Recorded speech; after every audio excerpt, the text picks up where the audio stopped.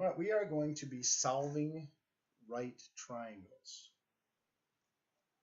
Big thing here. Using SOHCAHTOA as our objective and Pythagorean theorem, a squared plus b squared equals c squared, to find all the missing sides and all the missing angles in any given right triangle. Now, there are two separate ways we can do this. It's all about what information we are given. The first one that we're going to do is if there's one angle and one side of given information. Now, they always have to tell you it's a right triangle, so technically there's three things they give you, okay? But one angle and one side. The second one will be two sides, and we'll get to that one in a little bit. So our procedure here, we're going to find the missing angle, because they already gave us one angle, and I'm talking more than just the 90-degree angle. They give us one of the little angles. And I'll show you what that looks like in a minute. And we're using what I call 90 minus. You'll understand what that means in a minute. 2, we use SOHCAHTOA to find the missing sides.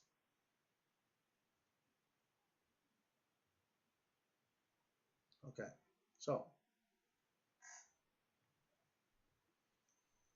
let's say we have a triangle that looks like this, where this is 19. This is going to be angle A, angle B, and angle C. Okay, so in this case, C is 19. Notice capital C, little c. This is side C because this is angle C. They're across from each other. The lowercase angle, the side and the angle are across from each other. And over here, so this side we would call side A, and this side we would call side B because it's across from angle B. Okay, and then they also tell us that that angle A is 33 degrees. Well, so the first thing we have to do is to find the missing angle using, I should say angle, missing angle. Find the missing angle using 90 minus. So let me tell you what that means. In any triangle, the three angles add up to 180 degrees. We know that. So we could find this angle by taking 180 minus 90 minus 33, and that would get it for us.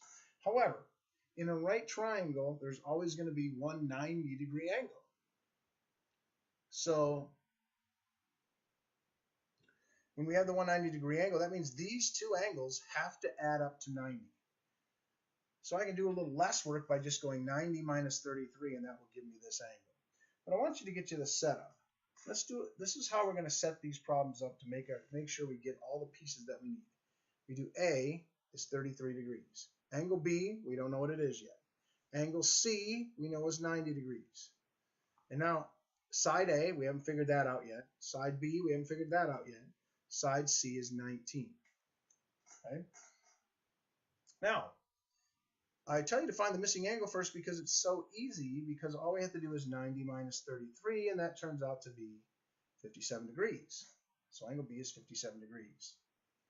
Now we want to find side A and side B, and we use SOHCAHTOA to do that. And this is now just what we did in our last lesson where we were finding missing sides and angles. We're just going to do it more than once.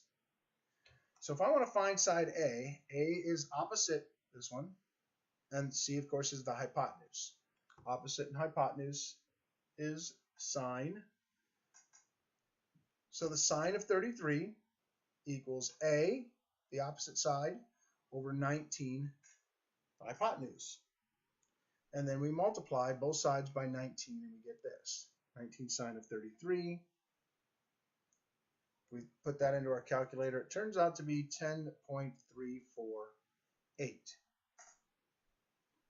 And then we repeat the process for side B. So this angle, this is now the adjacent side. B is adjacent. And this is still the hypotenuse. So adjacent and hypotenuse is cosine. So it'd be the cosine of 33 is B over 19. Multiply. 19 cosine of 33 equals B. Put that into our calculator, and we get 15.934. Okay, 15.934. We did our setup. Cosine of 33 is B over 19. put it into our calculator, and do the math.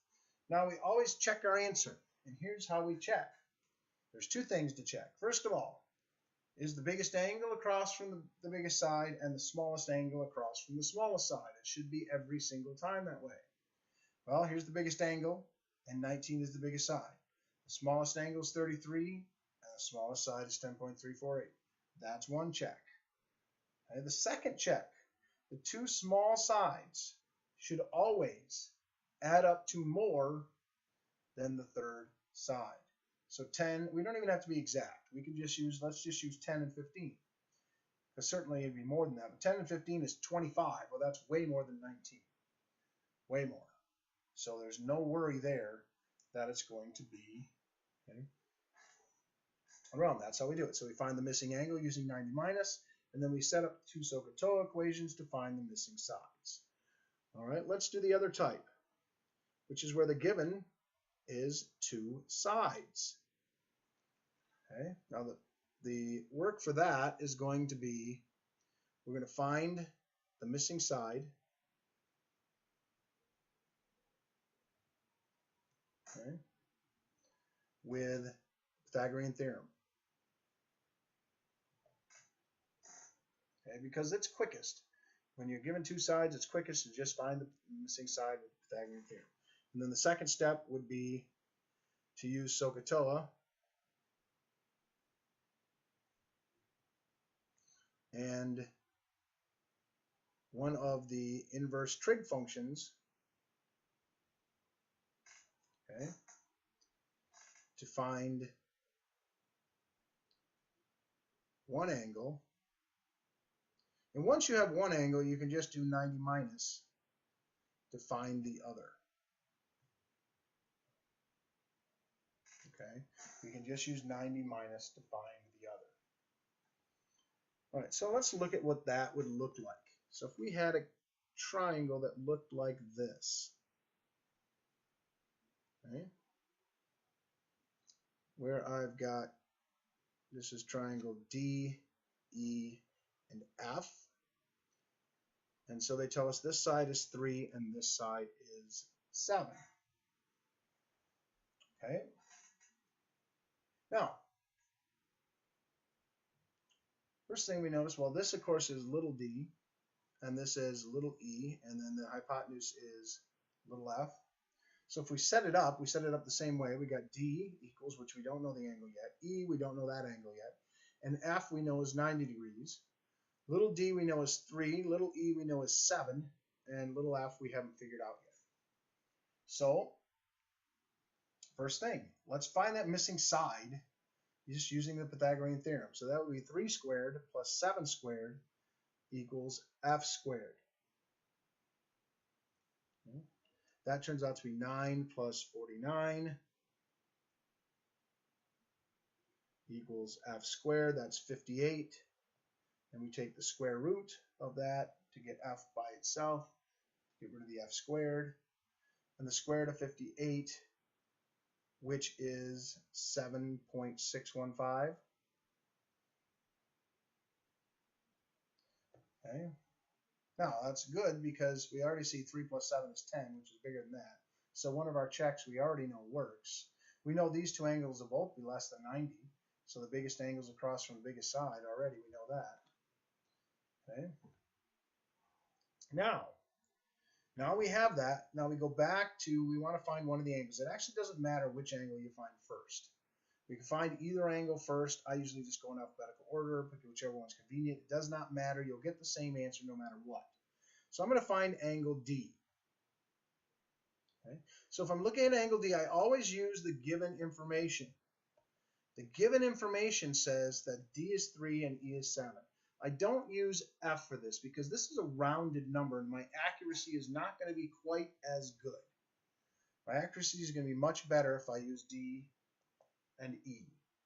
Okay, so well, if I'm looking here, this is now the opposite side and this is the adjacent side. So then I have tangent of D, because tangent uses opposite and adjacent, back up here. Tangent is opposite and adjacent, is the opposite 3 over the adjacent 7, and then tangent inverse to cancel that out. Tangent inverse of 3 over 7, which turns out to be 23.198. So angle D up here, we put that in up here in our chart, 23.198 degrees. And then angle E is simple. We just say 90 minus 23.198, and that equals 66.802. Okay. And now, biggest angle across from the biggest side, smallest angle across from the smallest side. We've done our checks, and there is our answer. Let me do one more example of this, and then just to show you something that sometimes throws kids, but we're not going to let it throw us here. So here's another triangle. This time we give you this one and this one. Okay, and we'll label it R-U-N, run. Okay, triangle run. Okay, so R, we don't know. U, we don't know what that is. We know that N is 90 degrees. Little r, we know that's this one is 11, across from angle R. Little u, we don't know what that is yet. It's down here. And this one, little n, is 15. Okay. Now, process is the same. Okay. I have two sides, and I want to find the missing side. So it would be r squared plus u squared. That's these two, the legs. It's always the leg squared, and the last one is always the hypotenuse, equals n squared, since this is n.